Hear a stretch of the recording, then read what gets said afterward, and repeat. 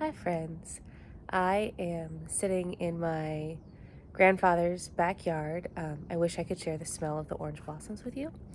And I just wanted to share, instead of that, a little story about how you have been changing a young woman's life. So, you might remember that back in November, December, I shared a story with you about Sophie and what a tough roller coaster Sophie had been riding. So, in the initial story I shared with you, Sophie had gone through two different housing solutions. She was 9 months pregnant, she was about to have her baby, and a church had thrown a beautiful baby shower for her. She was feeling really loved, really excited. And then, right after I shot that video, I got the word from Sophie's mentor that the baby was born and that DCF had taken the baby, which was just a huge shock. Every provider in her life who had been working with her over the whole pregnancy had kind of, given their strong recommendation that she should keep the child.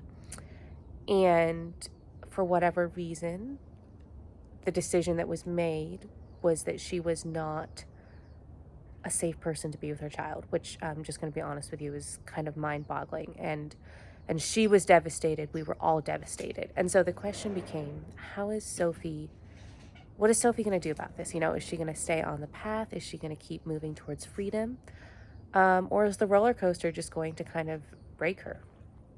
And that's where, your support came in, because through you, she had two mentors meeting with her regularly. I even had a couple phone conversations with her, and it really, there was this moment where we just weren't sure what was going to happen. She was in the hospital. She was so devastated by the loss of her baby that her body was physically sick. And she was in the hospital, and I remember talking to her on the phone. She was just like, I'm done. I'm going back to where I used to be.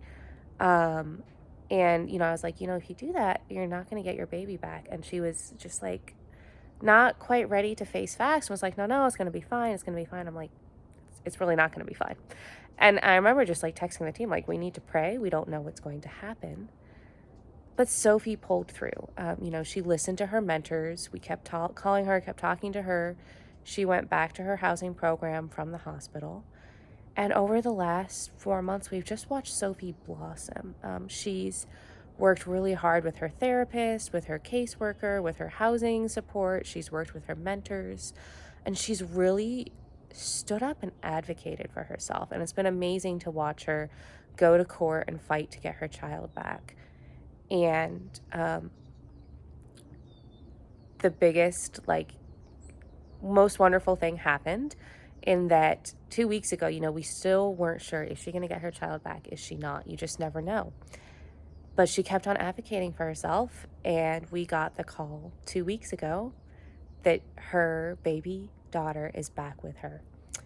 And she is finally getting to live with her daughter and experience that, young mom, young child life with all the sleeplessness and ups and downs, but just total joy, right, of getting to have that child that you carried for 9 months. So that is just a huge way that you helped Sophie change her life. Through you, through your support, she stayed through. She stayed on the path to freedom through an incredibly tough time. And now she is just thriving. She's getting ready to move into independent housing. She has her baby, and she's so excited for the future.